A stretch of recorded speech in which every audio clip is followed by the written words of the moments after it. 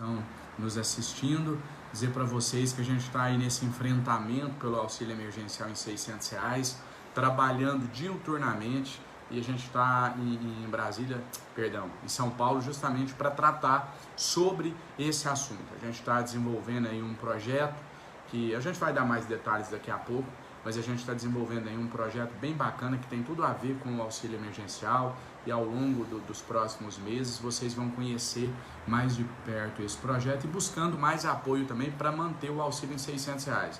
Viajei esse final de semana, fui para a Bahia, lá conseguimos apoio de deputado federal, de senador, e deu resultado, né? No dia seguinte, a gente teve lá uma sessão da Câmara derrubada. A gente conseguiu derrubar uma sessão da Câmara. E eu sempre falo aqui nas lives, eu sempre cito o André Janones, que eu posso dizer que é o líder aí desse movimento pelo auxílio 600. Eu posso dizer também que o André Janones é é o porta-voz, né? Não só da página Eu Apoio André Janones, como milhões de pessoas que acompanham o trabalho do André. E uma coisa, André, que a gente escuta, todo mundo falando o tempo inteiro, olha, não tem dinheiro. Eu sempre faço live aqui falando isso, eu gostaria da sua opinião. Olha, não tem dinheiro. O Brasil não tem dinheiro. 100 bilhões de reais vai custar. Isso é uma insanidade. Isso é coisa de comunista. Vai para a Venezuela. Então a gente sempre escuta esse tipo de crítica. Uma pergunta para você. Você está lá, você é deputado federal. Hoje o deputado federal mais influente do Brasil. O Brasil tem dinheiro ou o Brasil não tem dinheiro? Repito, a minha pergunta não é se o Brasil tem dinheiro para um auxílio desse tamanho para sempre. A minha pergunta é, o Brasil tem esses 100 bilhões de reais para passar o auxílio de 300 para 600 até o fim do ano ou não tem? Na verdade, colocar o auxílio em R$600 até o mês de dezembro daria uma despesa aí de mais ou menos 100 bilhões de reais. A gente já tem dados que comprovam que é possível só de fonte nova. A gente apresentou já em vários projetos. Uma vez o presidente Bolsonaro, respondendo a uma seguidora, pediu que eu apontasse, né, de onde eu ia tirar esse recurso, apontasse uma fonte de recurso para manter o auxílio em R$600. Eu apresentei não uma, mas 7 fontes de onde seria possível tirar esse recurso. E aí quando você pega os dados, e a gente tem alguns deles anotados aqui, esse aqui é o da isenção, né? Isenção 330, o total aí 400... A gente fez algumas anotações aqui antes de começar com vocês, para não perder, porque é tanto número, são valores tão astronômicos, que fica até difícil de guardar. E a gente fez isso aqui, existe um grande estudo desenvolvido por nós, com o auxílio de alguns economistas, tá, que mostram que o auxílio é absolutamente viável. O que acontece no Brasil hoje é uma inversão de prioridades. Fazer política, né, é eleger prioridades. As pessoas mais simples, mais vulneráveis hoje no nosso país, elas não são prioridades. Na verdade, nunca foram. Então a gente tem aqui, para você ter uma ideia, só de renúncia e incentivos fiscais são mais de 330 bilhões de reais. Com 100 bi, a gente garantia o auxílio no valor de R$600. Tem mais aqui, Wilson. Aqui, a gente pega... Funcionalismo público. Só com o funcionalismo público federal, a gente gasta 441 bilhões... 320 bilhões de reais. Total. E vai. Então, aqui tem vários. 200 bilhões de uma fonte, 150 de outra. A gente tem uma dívida hoje superior a 6 trilhões de reais.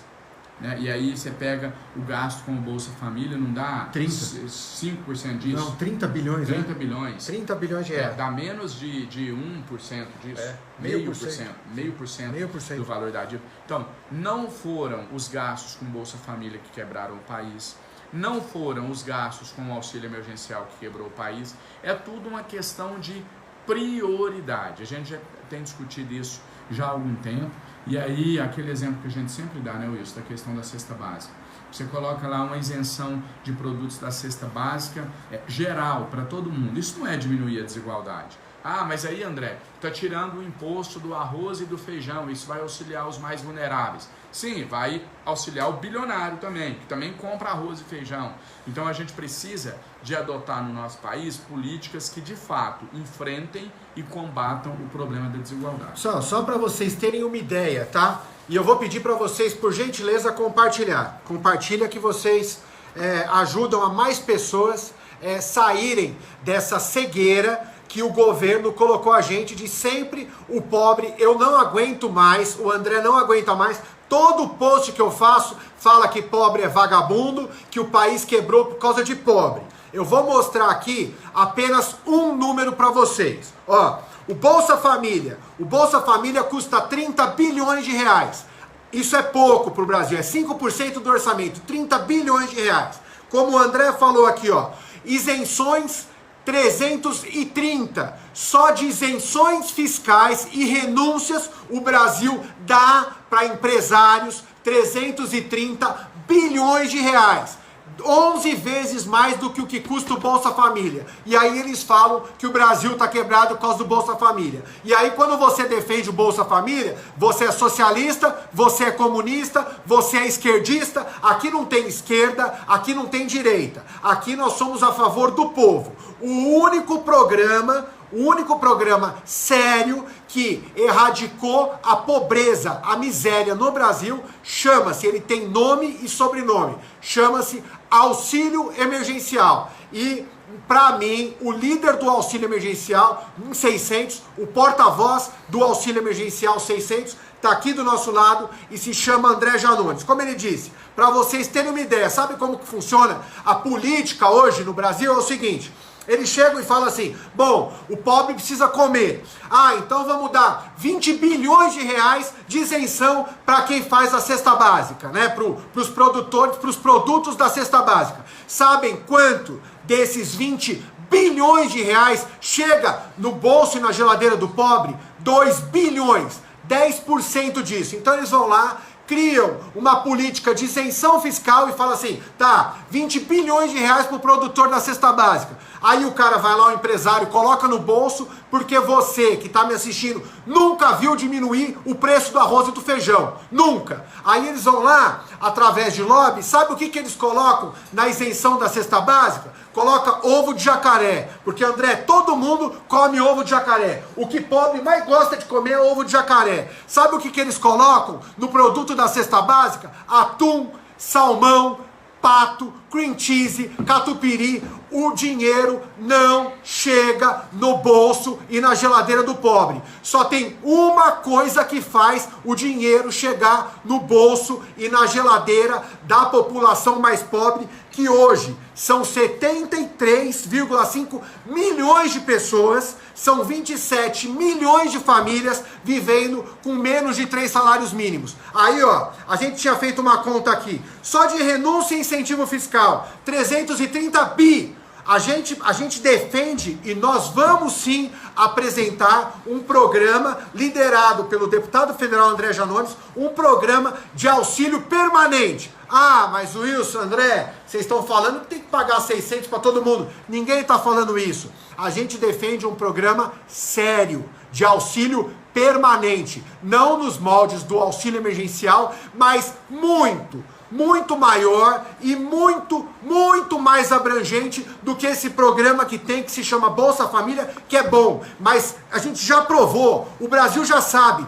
precisa ser um programa muito maior, André, você concorda? Sem dúvida nenhuma, eu acho que independente de ser 700 reais, 600 reais, 500 reais, 300 reais, a questão não é o valor. A questão ela é muito clara. Existem condições da gente manter um programa de renda mínima para o povo brasileiro. Como você muito bem colocou, o auxílio emergencial comprovou que isso reduz os níveis de pobreza, porque o que acontece? Essa discussão relacionada ao auxílio emergencial, a renda mínima, ela é uma discussão antiga, ela não começou com auxílio. Vários políticos em toda a história já debatem isso, não só no Brasil, no mundo. Esse é um assunto debatido em todo mundo. Gente, eu tô com um negocinho aqui na boca porque eu acabei de tomar um comprimido aqui, um analgésico para dor de cabeça. Pronto. Só terminar aqui. Vamos lá para agora eu focar na resposta. Sempre falou-se em renda mínima, sempre falou-se em renda básica. O que é o grande diferencial agora? É que antes a gente falava de teoria, antes a gente teorizava. Eu acredito que um programa de renda mínima vai combater a desigualdade. Eu acredito que um programa de renda mínima vai combater a pobreza. Por isso e por aquilo, e etc. Agora é diferente, agora a gente não teoriza mais. Agora você não sabe isso porque você estudou no livro de economia, porque o autor tal falou, porque o economista tal falou. Agora é fato, e contra fato não tem como discutir. Você discute com isso, você discute ideias. Fatos você não discute. Então o que era uma ideia passa a ser um fato. Um programa de transferência de renda combate a desigualdade. Ponto. Agora a gente tem um case para mostrar que isso é real, que é o auxílio emergencial. Então, se é R$700, 600, 500, 400, 300, essa discussão é num outro momento.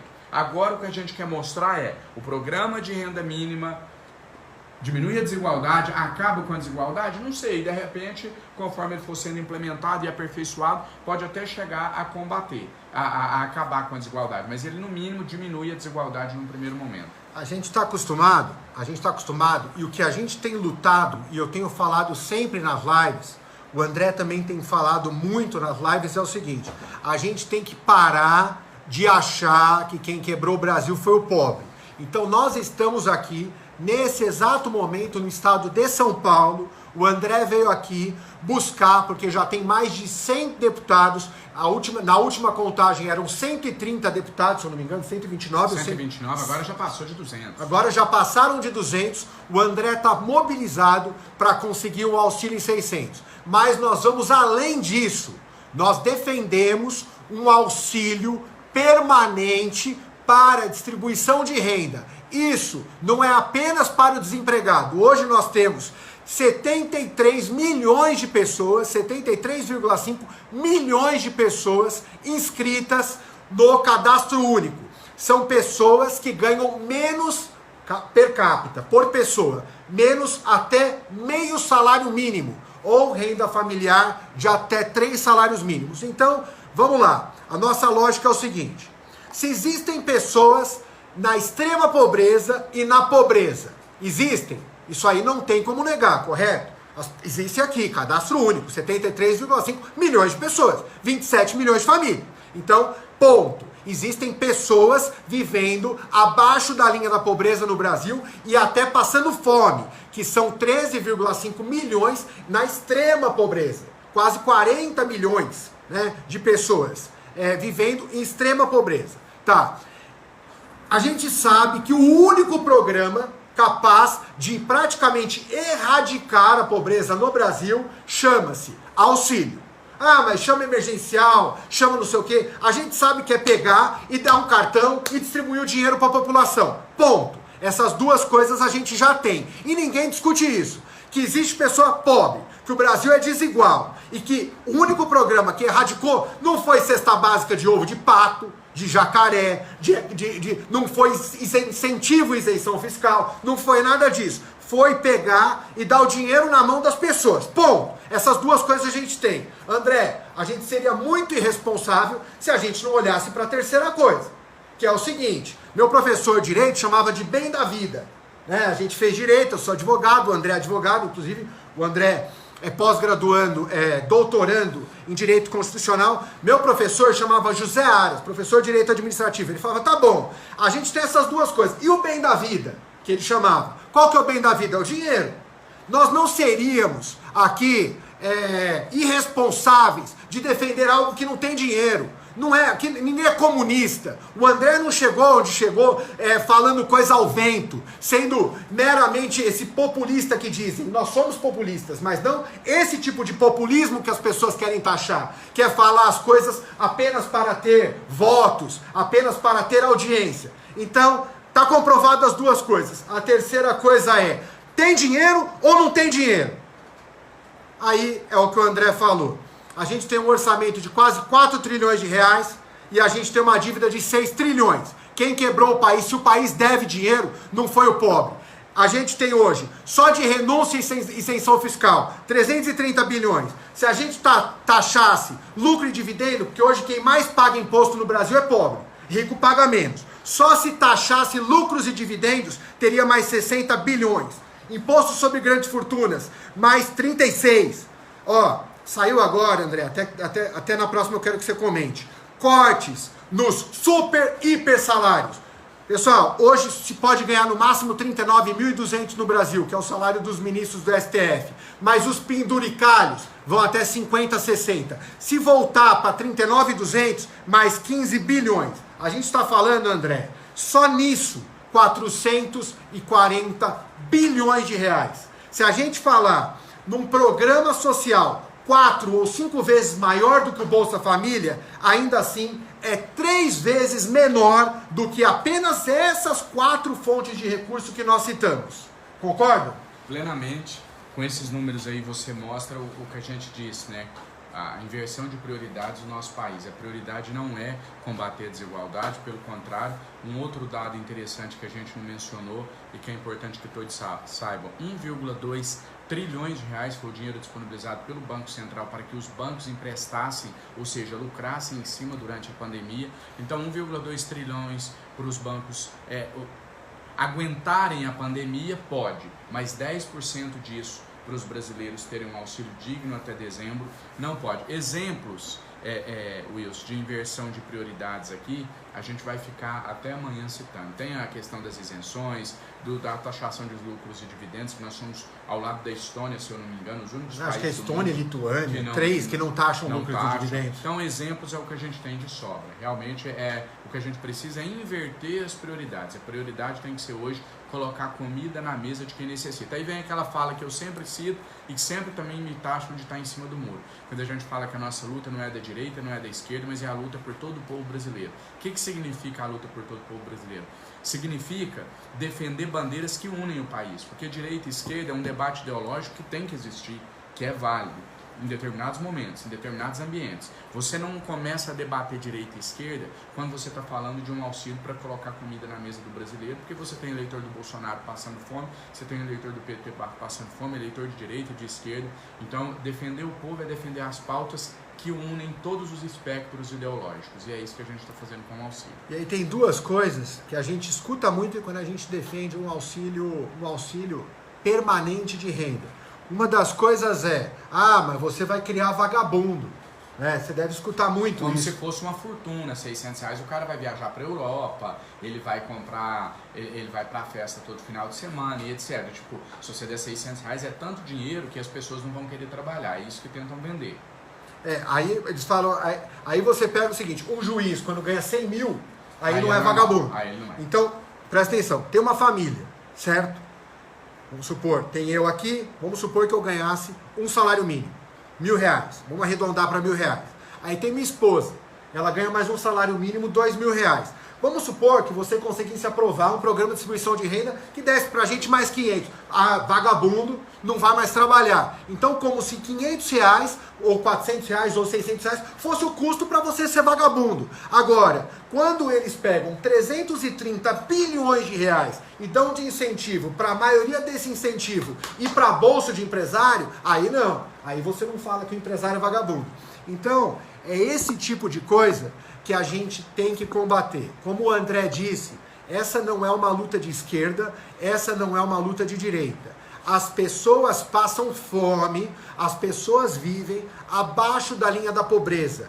Eu falei aqui, 73 milhões de pessoas no Brasil vivem abaixo da linha da pobreza. São pessoas que de alguma forma precisam do governo. São pessoas hoje inscritas no cadastro único. Então, o nosso programa, a nossa luta é para que essas 73 milhões de pessoas, mais ou menos 27 milhões de famílias recebam um auxílio permanente.